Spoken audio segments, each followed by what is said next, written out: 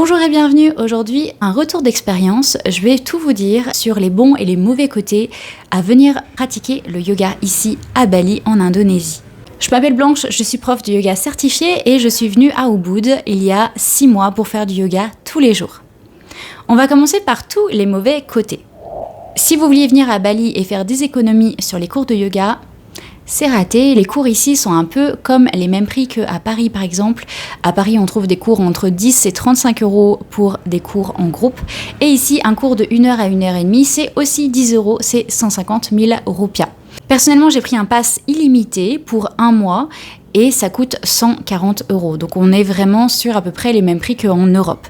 Un autre truc qui peut être vraiment négatif pour nous francophones, c'est que tous les cours sont en anglais dans les studios, donc tout ce qui est Yoga Barn, The Path, Radiantly Alive, tous les cours sont en anglais, il n'y a même pas un petit cours écrit « Oh non, celui-ci en espagnol, en français ». Non, j'ai jamais vu des cours dans une autre langue.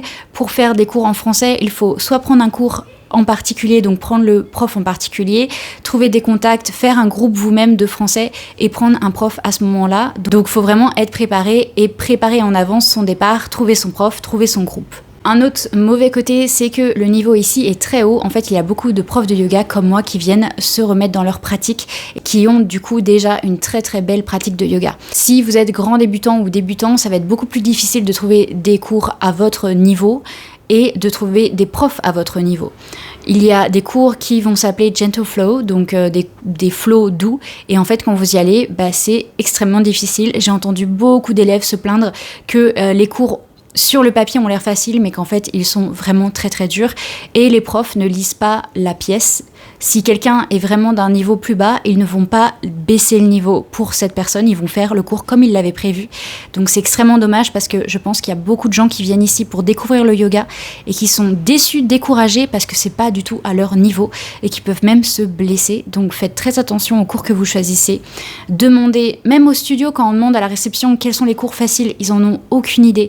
Donc vaut mieux aller faire ces petites recherches sur internet, les commentaires, les avis sur Google Maps pour trouver vraiment le prof qui va vous aller si vous êtes débutant. Je trouve qu'à Bali, il y a 2 maisons. Il y a la maison des profs qui sont tout nouveaux profs, qui ont sans doute même passé leur certification ici à Bali et qui donnent direct des cours. Ça se voit dans leurs cours parce que c'est un peu toujours les mêmes flows. Ils sont assez nerveux, ils oublient des asanas côté gauche, côté droit. Donc en tant que prof, c'est pas forcément super de se dire j'ai fait plein de kilomètres pour venir ici pour me trouver avec un débutant. Et puis il y a la maison des profs qui sont là depuis tellement longtemps, qui font ça depuis tellement longtemps, qui se remettent pas vraiment en question. Et pareil, ça peut être assez décevant parce qu'ils vont toujours faire les mêmes flows, les mêmes cours. Ils vont pas forcément essayer d'avoir des cours de très grande qualité parce que leur renommée est déjà faite ici. Ils ont déjà l'argent qui coule à flot. Ils ont déjà les gens qui les suivent et qui les adorent. Et du coup, je trouve qu'ils sont pas très humbles. Il y en a qui sont pas très humbles et qui se remettent pas en question. Et puis, bien sûr, il y a quand même des profs géniaux. Là, je vous dis vraiment juste les mauvais côtés, que des fois, on peut être très déçu par les profs qu'on trouve ici et que ça va être très difficile de trouver un prof qu'on adore. Il faut faire beaucoup de recherches. Ici, il y a une grande communauté, pratiquement tous les profs se connaissent entre eux, les profs qui donnent des cours ici se connaissent, et du coup, on va avoir des cours des fois qui se ressemblent énormément, parce que les profs vont entre eux à leurs cours. Donc le prof du matin vient au cours du prof de l'après-midi, et en fait, les flows commencent à se ressembler. Il y a beaucoup de asana qu'on va retrouver à chaque cours, alors que c'est des profs différents, et ça c'est très décevant. Je l'ai remarqué tout de suite. Les 3 premiers cours que j'ai pris, il y avait tout le temps des high lunge, des crescent, donc des fentes hautes, et j'aime pas du tout ça, et il y en a vraiment à tous les cours. Et ça c'est sûr, c'est parce que les profs, comme ils vont entre eux à tous leurs cours, ils se copient un peu les uns les autres, ils s'inspirent un petit peu les uns les autres, et du coup on retrouve énormément les mêmes flows. Si vous vouliez passer votre certification pour être prof de yoga à Bali, je le déconseille. Déjà, c'est très cher, c'est souvent très court, 1 mois ou 2 mois, donc vous n'avez pas le temps d'assimiler. Si jamais vous vous blessez, etc., ça peut vraiment être très mauvais. Vous pouvez pas vraiment vérifier si vous aimez les profs. J'ai vu en plus qu'ils demandaient à des nouveaux profs qui viennent juste avoir leur certification de venir assister, être assistants au teacher training. Je comprends pas pourquoi ils sont là en fait, parce que ils viennent juste de passer leur certification, donc ils n'ont pas l'expérience pour aider les nouveaux profs. Et clairement, les profs que j'ai vus passer leur certification ici, quand je suis allée à leur cours, j'ai trouvé que c'était pas très bon. C'était plutôt moyen. Donc, vous pouvez trouver des programmes pour devenir prof bien meilleurs autour de chez vous. En Europe, on a des super endroits. On n'a pas besoin de venir en Inde ou à Bali pour devenir un bon prof. Un autre truc dont il faut se penser, c'est votre condition par rapport à la chaleur et aux moustiques. Ici, il fait très chaud, très humide et les chats là sont toujours tout ouverts. Donc, la nuit tombant, les moustiques arrivent. On peut mettre des sprays, etc. Mais c'est forcément, vous allez vous faire piquer. C'est pas forcément agréable. Je sais pas pourquoi. En plus, il pique toujours au niveau des fesses, moi. C'est très bizarre à travers le legging. On a bien sûr aussi la chaleur et l'humidité qui fait que même si d'habitude vous transpirez pas beaucoup comme moi, là, vous allez dégouliner. Et il y a des hommes, ils ont vraiment leur tapis, c'est une piscine, vraiment je rigole pas, j'avais jamais vu ça. La chaleur peut faire que notre pratique elle est pas aussi agréable parce que en fait on a la tête qui tourne, on est obligé de s'asseoir, enfin il y a vraiment des moments où je me sentais extrêmement mal à cause de la chaleur pendant les pratiques et que ça gâchait ma pratique quoi. Passons maintenant aux bons côtés. Les bons côtés, il y en a plein, évidemment. Donc, déjà, à Bali, ce qui est génial, c'est qu'on a des profs et des élèves du monde entier. Donc, vraiment des gens qui viennent du Mexique, d'Espagne, d'Amérique, d'Australie, de Bali. Et ça, c'est trop, trop cool, quoi. J'ai découvert des yogas différents. Il y a des hatha yoga flowy avec de la musique classique. Ça ressemble à de la danse classique mélangée au yoga, enfin il y a des trucs incroyables. Cette communauté internationale, je trouve ça absolument génial. On va à un cours d'une prof qui nous vient tout droit du Mexique avec autour de nous plus de 30 nationalités différentes.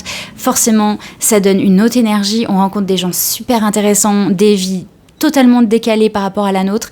C'est vraiment d'une richesse extrême. Ça fait que, en effet, il y a des cours très variés, des cours que vous avez jamais entendu parler avant. Même les ateliers, les workshops, il y en a pour tous les goûts, il y en a tous les jours. Vous voulez travailler votre handstand, vous voulez travailler votre poirier, vous voulez travailler votre respiration, votre méditation. Vous avez forcément un atelier ou un cours dans la journée quelque part à Bali qui va vous offrir ce que vous cherchez et souvent avec dans les meilleurs profs du monde puisqu'ils sont invités ici à Bali.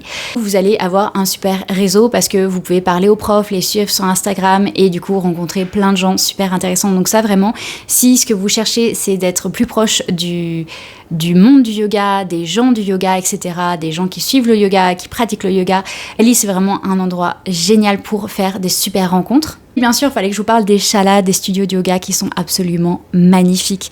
On a des structures en bambou, on a des planchers traditionnels, tout est ouvert, on peut avoir des vues sur des rizières, sur la jungle. C'est vraiment extraordinaire. Vous pouvez avoir des cours qui vraiment sont magiques, où vous avez le soleil qui se couche, les profs mettent des petites bougies et vous pratiquez à la bougie. Enfin, je trouve ça vraiment, vraiment merveilleux. Et le fait qu'on n'ait jamais froid aussi, c'est vraiment sympa. Moi, j'ai tout le temps froid. Du coup, on n'a pas besoin de venir avec un gilet à se poser la question de comment on s'habille. C'est short et c'est bon, ça passe. Chaque fois que je pratique, je regarde la jungle, je regarde tout ce qui m'entoure et j'essaie de tout garder à l'intérieur de ma mémoire pour le jour où je vais revenir pratiquer en Europe avec des murs blancs et un carrelage froid et juste me rappeler de la chaleur et de la beauté de Bali. Quand on pratique le yoga, c'est juste, mais c'est indescriptible ce qu'on ressent. Enfin, un truc un petit peu de côté, c'est comment est-ce qu'on s'habille à Bali pour pratiquer le yoga. Et c'est beaucoup plus ouvert qu'en France. En France, j'ai l'impression que tout le monde s'habille toujours en leggings, c'est vraiment le truc de base. Alors qu'ici, des gens peuvent s'habiller avec des pantalons venus d'Inde, des pantalons venus de Thaïlande. Il y en a même qui viennent en maillot de bain parce qu'on transpire tellement que le maillot de bain, au final, c'est pas plus mal. Vraiment une belle scène, un beau fashion ici. J'en ai aussi, ça se voit, qui sont arrivés et qui se sont pas dit je vais prendre mes affaires de sport et ils sont en t-shirt en toile avec un t-shirt. On s'en fiche complètement et cette ouverture sur comment on s'habille, je trouve ça trop cool parce que personne se ressemble. Bien sûr, si vous voulez acheter des vêtements ici, vous pouvez. Je me suis acheté des sets magnifiques en bambou. Vous avez un peu tous les styles, que ça soit années 70 ou un petit peu sexy. Il y a plein de trucs. Il y a des marques balinaises, il y a des marques indonésiennes et puis il y a des marques du monde entier. Donc au niveau des vêtements, vous inquiétez pas, vous pouvez venir ici, acheter ce qu'il vous faut et il y en a vraiment pour tous les goûts. Et si jamais vous voulez pas venir avec vos affaires de yoga, il y a tout ce qu'il vous faut ici. Par contre, venez avec votre tapis de yoga parce que vraiment ici au niveau de la propreté, c'est pas génial. Donc mettre son front sur un tapis qui a déjà utilisé 40 000 fois dans la semaine, qui sent un petit peu, on sent qu'il y a du vécu. Moi, je pourrais pas pratiquer si j'avais pas mon tapis. Donc prenez votre tapis avec vous ou achetez-en un ici si vraiment vous pouvez pas le mettre dans votre valise. Voilà, c'était les bons et les mauvais côtés. Si vous avez une question ou juste une remarque sur tout ce que j'ai dit, je vous invite à le mettre dans les commentaires. Et si vous voulez, vous pouvez mettre un petit cœur à la vidéo pour que d'autres personnes me trouvent sur YouTube. Je vous souhaite une très bonne pratique. À bientôt!